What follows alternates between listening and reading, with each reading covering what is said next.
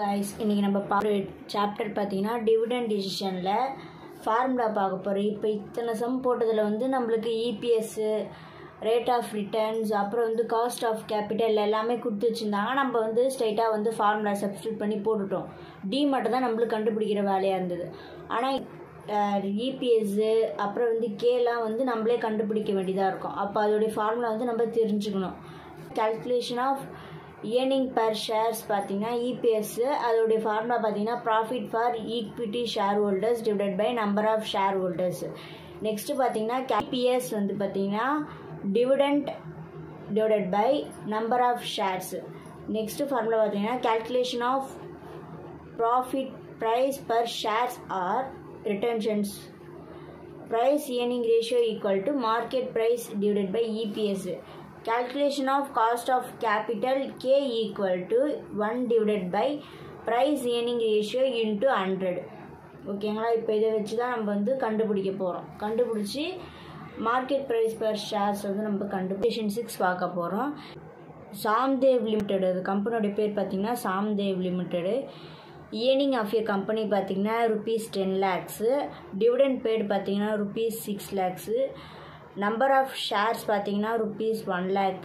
Price earning ratio பார்த்தீங்கன்னா 10. Rate of return பார்த்தீங்கன்னா 15%. Walter மார்ட் கண்டுபிடிக்க சொல்லியிருக்காங்க. இப்போ நான் கொஷினில் கொடுத்தது மொத்தத்தையும் நான் ஷார்ட்டாக எழுதி வச்சுருக்கேன். Given earning of a company பார்த்தீங்கன்னா ₹10 lakh. டிவிடெண்ட் பார்த்தீங்கன்னா ₹6 lakh. நம்பர் ஆஃப் ஷேர்ஸ் பார்த்தீங்கன்னா 1 lakh.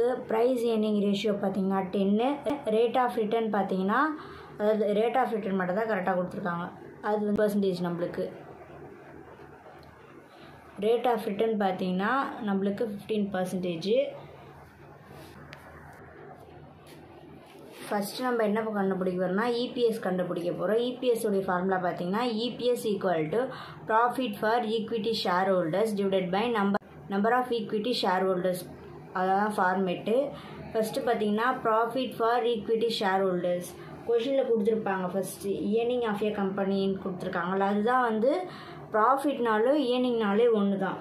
அப்போ வந்து ப்ராஃபிட் வேல்யூ பார்த்திங்கன்னா ₹10 lakh போட்டுடுறேன். Divided by number of equity shares இருக்குல்ல, அது எது பார்த்திங்கன்னா நம்பர் ஆஃப் ஷேர்ஸ் இருக்குல்ல, அதுதான் வந்து number of equity share holders 1 lakh.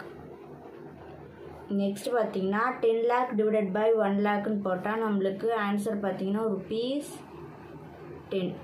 இதுதான் வந்து நம்மளுக்கு இபிஎஸ்ஸோடைய ஆன்சர். கண்டுபிடிக்க பொறுத்து calculation of market price per shares.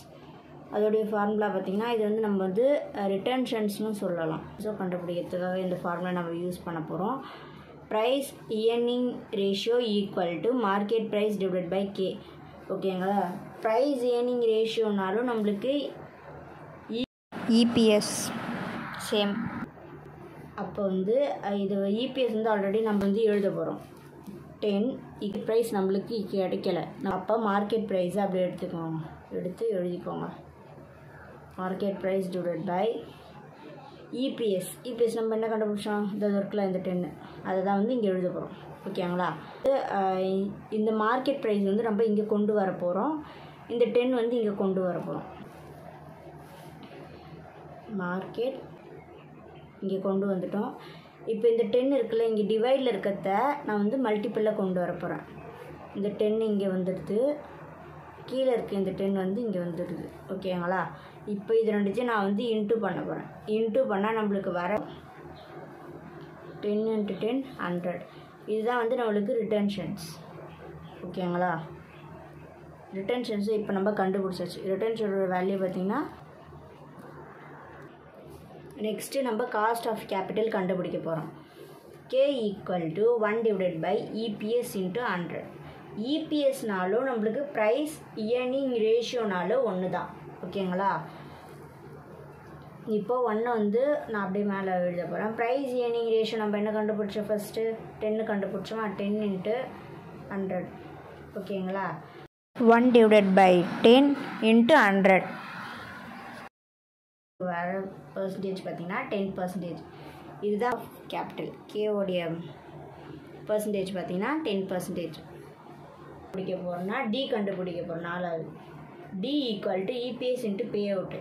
EPS பார்த்திங்கன்னா நம்ம கண்டுபிடிச்ச 10 இன்ட்டு நம்மளுக்கு ரிட்டன்ஷன்ஸில் வந்து நம்ம 2வது கண்டுபிடிச்சி ரிட்டன்ஷன் கண்டுபிடிச்சோமா, ரிட்டன்ஷனோட பர்சன்டேஜ் 100%. இப்போது நம்மளுக்கு ரிட்டன்ஷன் 100 இருந்தால் நம்மளுக்கு என்ன வரும், பே அவுட்டு 0 வரும். ஓகேங்களா, அப்போது 0 அப்படியே போட்டுருங்க.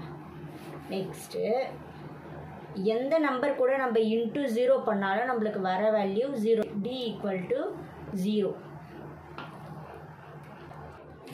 இப்போ நம்ம கண்டுபிடிச்சது மொத்தமே நான் வந்து ஷார்ட்டாக எழுதியிருக்கேன் ஃபார்முலாவில் சப்ஸ்டியூட் பண்ணுறதுக்காக. இபிஎஸ் ஈக்குவல் டு ₹10, ரிட்டன்ஷன் நம்ம 100% கண்டுபிடிச்சோமா, அதை பே அவுட்டில் எப்படி சொல்லுவோம், 0%ன்னு சொல்லுவோமா. நெக்ஸ்ட்டு கே பார்த்திங்கன்னா 10%, ஆர் வந்து பார்த்திங்கன்னா 15%, டி பார்த்திங்கன்னா இப்போ நம்ம கண்டுபிடிச்ச இந்த 0. ஓகேங்களா, இப்போ வந்து நம்ம ஃபார்முலாவில் சப்ஸ்டியூட் பண்ண போகிறோம். Market price per shares equal to D plus R by K into E minus D divide by K. அந்த ஃபார்முலா நம்ம சப்ஸ்டியூட் பண்ண போகிறோம்.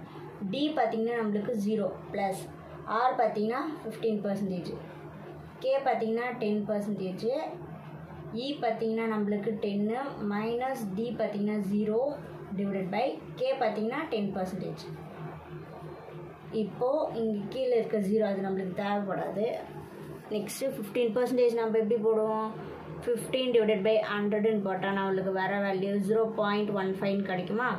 நெக்ஸ்ட்டு 10% இருக்குது, 10 டிவைடட் பை 100ன்னு போட்டால் நம்மளுக்கு 0.1 கிடைக்கும். 10 மைனஸ் 0 அது அப்படியே எழுதிக்கும், டிவைடட் பை கீழே இருக்க 10%. நெக்ஸ்ட்டு 0.15 டிவைடட் பை 0.1, இந்த 10 மைனஸ் 0 அப்படியே எழுதிக்கோங்க, டிவைடட் பை 10%. நெக்ஸ்ட்டு இந்த 1.5 அப்படியே எழுதிக்கோங்க, 10 மைனஸ் 0 நம்மளுக்கு 10 கிடைக்கும். கீழே இருக்க டினாமினேட்டரில் இருக்க 10% எழுதிக்கோங்க. நெக்ஸ்ட்டு 1.5 இன்ட்டு 10ன்னு பண்ணால் நம்மளுக்கு கேல்குலேட்டரில் வர ஆன்சர் 15 வரும். டிவைடட் பை 10% நம்ம எப்படி போடுவோம், 10 டிவைடட் பை 100 போட்டால் நம்மளுக்கு 0.1 கிடைக்குமா, அது 0.1 எடுத்து எழுதிக்கோங்க. நெக்ஸ்ட்டு